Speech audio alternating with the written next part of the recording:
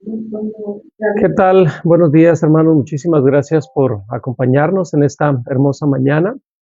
Quiero pedirte de favor que si puedes compartir este video para que otras personas también puedan recibir esta palabra que Dios tiene para nosotros. Amén. Estamos viendo en Mateo capítulo 28. Ya estamos para terminar este capítulo que ha sido toda una aventura. La verdad que um, creo que yo he sido muy bendecido al poder escudriñar la palabra de Dios, el poder mirar todas esas verdades espirituales. Espero que puedan ser de bendición para tu vida. Así es que espero que me puedas acompañar. Ten tu Biblia a la mano porque vamos a estar viendo algunas citas bíblicas que hablan del mismo pasaje que hemos estado hablando los últimos días. Y vamos a ver en Mateo 28, cuando Jesús les da instrucciones específicas a los discípulos que fueran a todas las naciones a ser discípulos. Amén. Y esa es una responsabilidad que nosotros también debemos de tomar. Amén. Y bueno, pues entonces vamos a entrar. Te voy a invitar a que me acompañes. Mateo capítulo 28, versículo 19. Dice la palabra de Dios así. Por tanto, id y haced discípulos a todas las naciones, bautizándolos en el nombre del Padre y del Hijo y del Espíritu Santo. Y hemos visto este pasaje y quiero hablar precisamente de cómo nosotros tenemos que convertirnos en discípulos para poder ir a ser discípulos. Y hemos estado hablando de algunas de las cualidades y el día de hoy quiero retomar este tema que dejamos pendiente el día de ayer, de que nosotros como hijos de Dios y de que si queremos ser verdaderos discípulos de Jesús, tenemos que vivir en santidad. Es la Biblia que debemos de buscar la santidad, o sea, debe ser un anhelo en nuestro corazón y siempre estar tratando de ser mejor, tratar de menos de ti, menos de las cosas de este mundo, menos de las cosas que muchas veces hacíamos antes y más de Dios. O sea, es un proceso, no se da de la noche a la mañana, lo que llama la Biblia regeneración. Lo que es la santificación, sí Dios nos santifica en un momento porque no es a través de lo que nosotros hicimos, sino lo que Jesús hizo en nuestras vidas. Y al momento de que nosotros recibimos a Cristo como Señor y como Salvador, y Él viene y mora en nuestras vidas, en nuestros corazones, al momento somos santificados.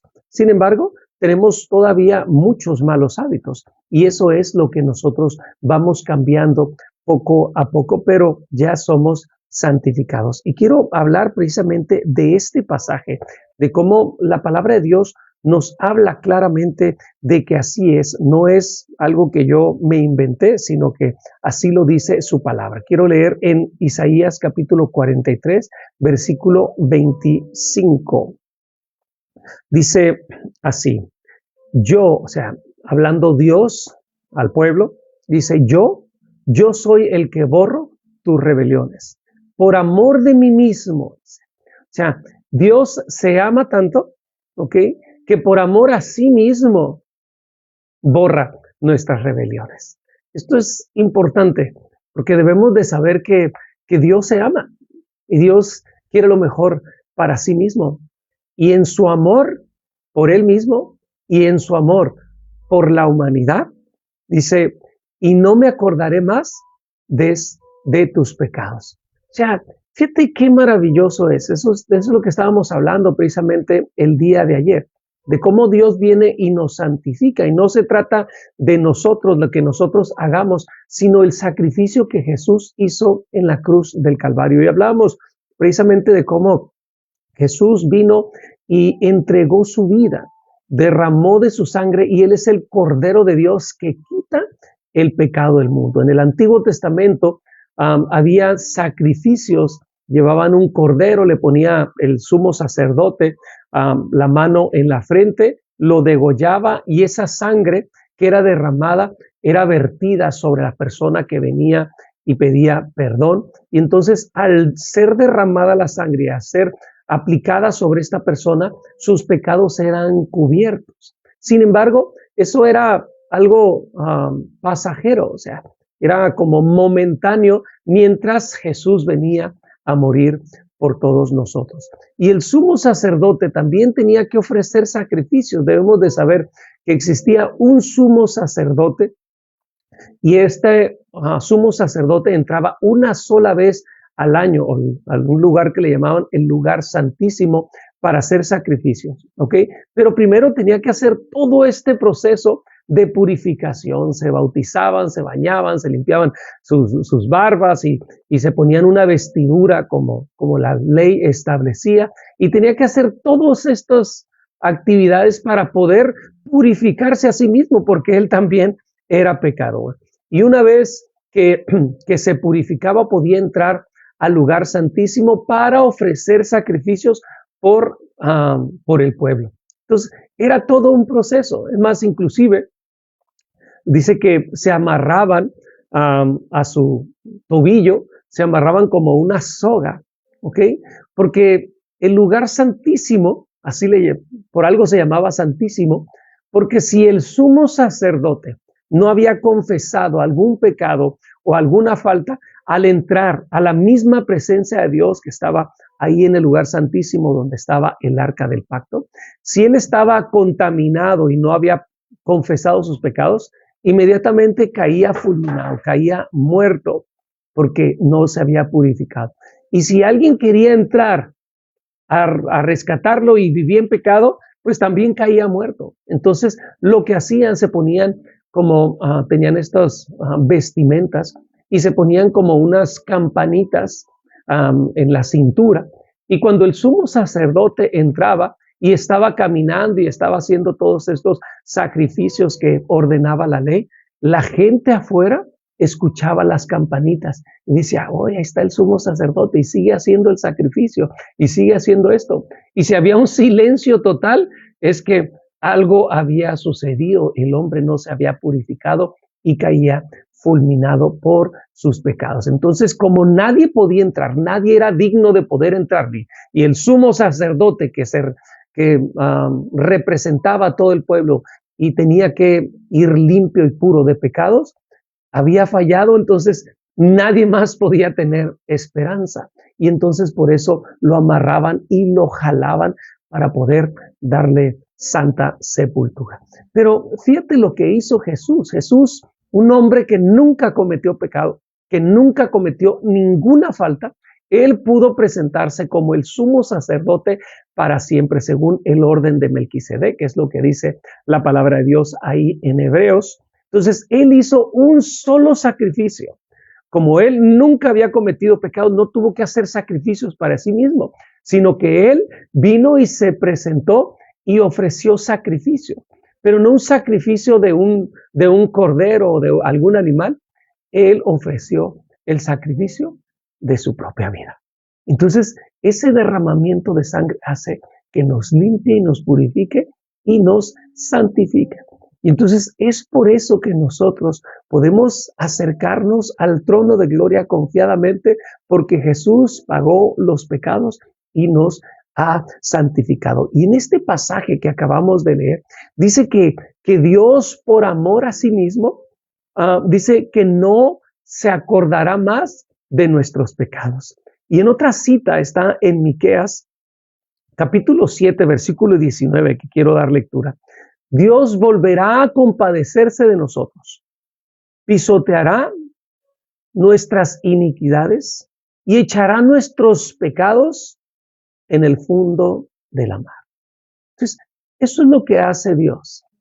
Cuando nosotros cometemos algún error, alguna falta, y venimos con un corazón arrepentido delante de Dios y aceptamos a Cristo y el sacrificio que Él hizo, Dios nos perdona nuestros pecados, los agarra, los avienta al fondo del mar y nunca más se acuerda de ellos.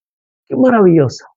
Amén. Esto es precioso, saber que Dios nunca se acuerda más de nuestros pecados. Y esto quiero dejártelo, que quede bien en claro,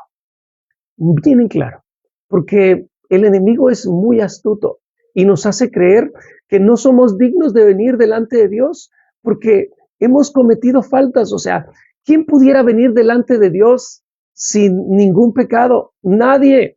todos hubiéramos fallado, pero cuando aceptamos el sacrificio de Jesús, Él nos perdona.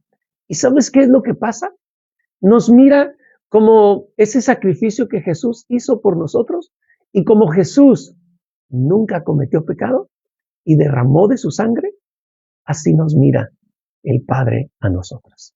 O sea, debemos de saber que Dios borra todas nuestras rebeliones, borra todos nuestros pecados y nos presentamos delante de Dios, escucha bien, como si nunca hubiéramos cometido alguna falta.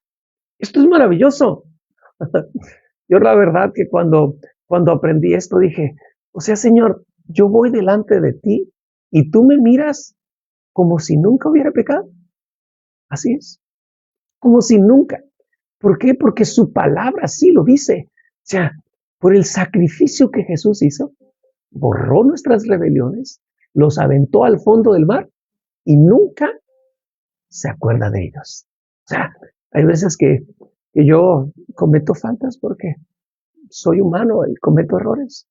Y hay veces que voy delante de Dios y le digo, Señor, perdóname por lo que he hecho. En ocasiones me dice Dios, ¿de qué estás hablando? Y eso se refiere a que Dios ya no se acuerda más de esos pecados.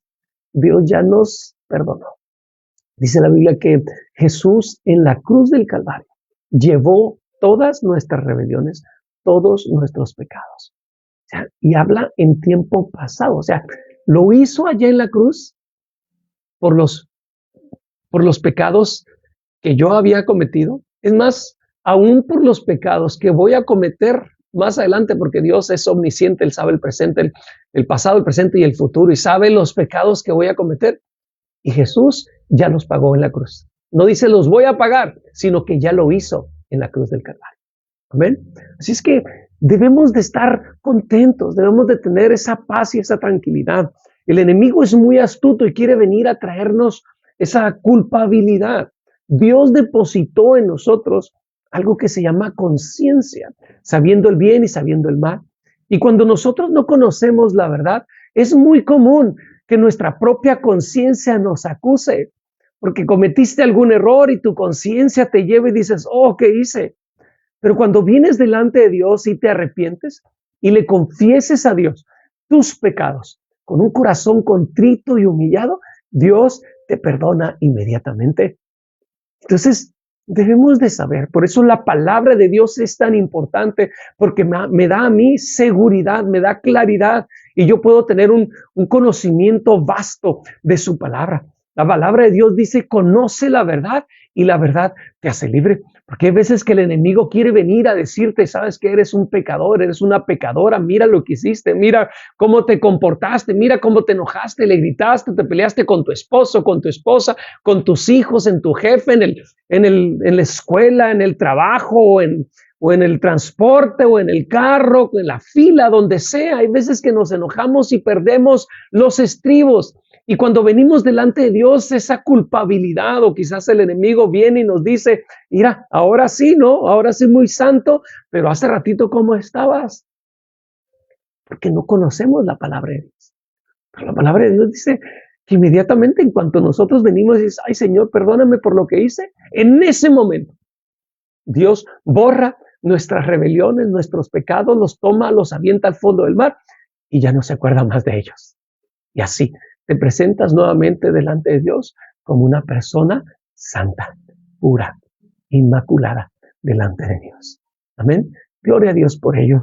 Si es que yo quiero dejarte con este mensaje maravilloso. Yo te invito, hermano, a que conozcas la palabra, que conozcas la verdad. El amor de Dios es tan grande, es tan maravilloso, es infinitamente perfecto. Pero debemos de conocerla. Cuando nosotros conocemos algo, nos da esa paz, nos da esa seguridad. Amén. Gloria a Dios. Bueno, pues vamos a continuar con este tema primeramente Dios el día de mañana. Que tengas un hermoso y bendecido día.